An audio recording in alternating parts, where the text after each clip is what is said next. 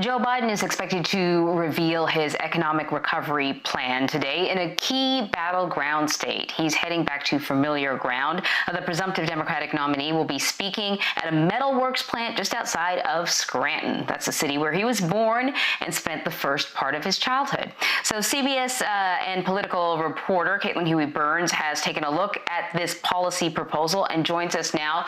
But actually, before we dig into his economic recovery plan, Caitlin, I want to ask you if Biden has responded or reacted in any way to the two Supreme Court decisions in regards to the president's financial documents.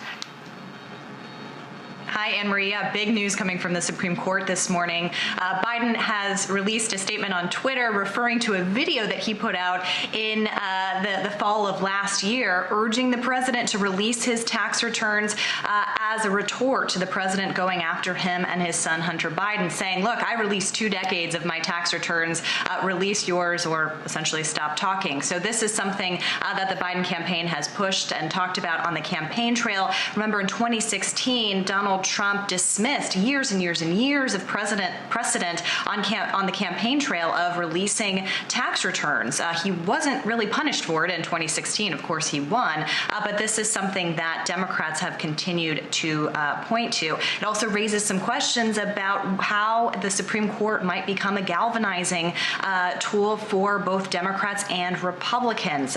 Of course, the balance of power in the Supreme Court had shifted during Donald Trump's presidency, but 2 of those appointees of Donald Trump, Gorsuch and Kavanaugh, voted with the majority in this opinion today. So we'll see kind of what the reaction is among Republicans as well as Democrats.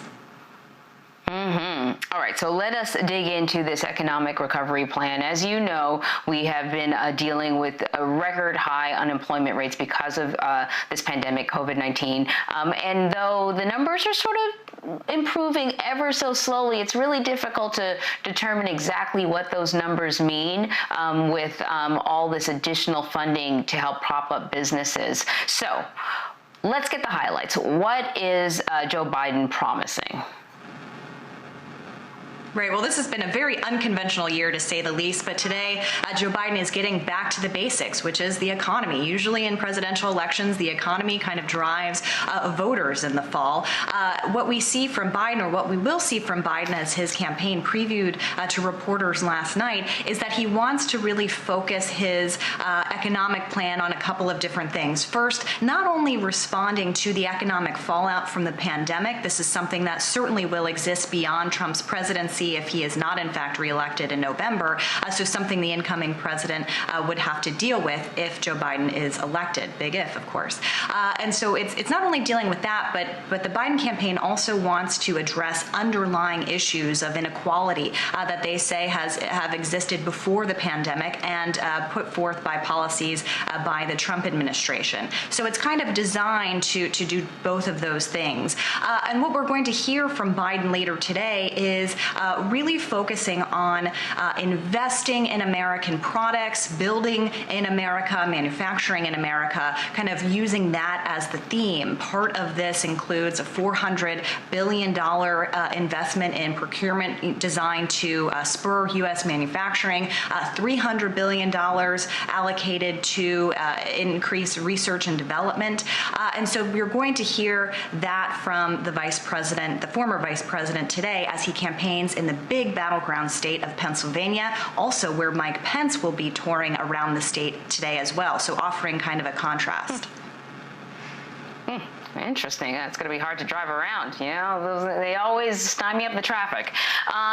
So, buying American, who can't get behind that? That's, part of what President Trump campaigned on as well in 2016. So, how does what Joe Biden is offering any different than what President Trump had to say a few years ago? Yeah, that's really smart to note the similarities, and that is by design, because we see, even though Donald Trump is trailing Joe Biden in battleground state polls and nationally, he still gets good results and good grades on the economy. The New York Times released a poll recently that showed that 56% of Americans approve of Donald Trump's handling of the economy, and that had been his calling card going into his reelection campaign, and something that he has been trying to talk about about as well, kind of saying, before the pandemic, I got the economy to where it was, and it was booming. And so now the pandemic and the fallout really undercuts that message. But still, it seems to suggest, these polls, that voters might be willing to give the president the benefit of good grades on that. So that's where the Biden campaign is trying to target, working on those voters in these battleground states who might be inclined to the president's message on the economy. So that's why you're hearing this kind of rhetoric and focus on working class Americans. There will be very big differences, however. The Biden campaign told us last night that they want to focus on the tax cuts that the administration put forward during the Trump administration, that they say disproportionately impacted or helped wealthier Americans. And they also are focusing on the president's trade policies, which they want to revamp as well.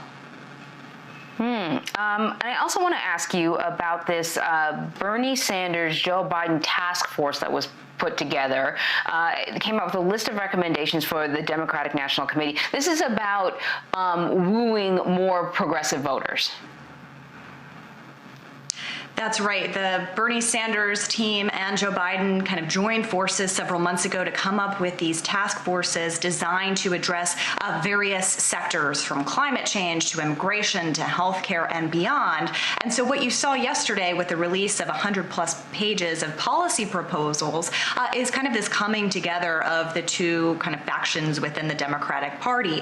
It's notable that, however, it does not include support for the term Medicare for all. It does not include support for the term a Green New Deal. Bernie Sanders said yesterday that while this isn't everything that he would have wanted, it does show an important step. And Anne-Marie, this is really significant because we've seen in polling over the past week that Biden has been able to kind of coalesce the Democratic Party around him. And that's a big distinction between now and 2016, when we saw it took a long time for Democrats to come together after that primary. We saw this time around Biden was able to really consolidate support earlier on, and that's something that will really help him heading into the fall, taking that in addition to the polling that he's doing well among suburban women voters, and that those two items are really fueling his support in these battleground state polls. Lastly, Caitlin, the President Trump will be holding another rally on Saturday. The thing about these rallies is they get a lot of coverage. Joe Biden has been maintaining social distancing. He's been wearing his masks, and he's been doing a lot of virtual events. They don't get the same kind of coverage. Is the campaign feeling pressure to, hold a larger, sort of more traditional outdoor rally? Not at this point, and for a couple of different reasons. First, when you look at the battleground state polls, Joe Biden is leading by pretty healthy margins, especially as he's competing against an incumbent president. So there isn't this sense of needing to change the track at this point in time. Also, you're seeing that there's a lot of controversy surrounding every time the president holds these rallies. In Tulsa, there's also a lot of controversy swirling around his decision to move to actually hold an RNC convention in person in Florida. They're trying to figure out how to accommodate the president next month. Democrats, meanwhile, have switched their convention mostly to virtual events at this point. So the campaign doesn't see a need to change course at this point in time, considering all of the liabilities that are attached to holding these big in-person events. But the former vice president has been holding smaller events. When he travels, he stays close to his Delaware home, which means he can actually travel to Pennsylvania, where he is going to be today. Of course, a big battleground state. And it is telling that the current vice president is also going to be touring Pennsylvania as well. Shows kind of just how tight this race could be, or how competitive the state of Pennsylvania, where you are, of course, will be in November.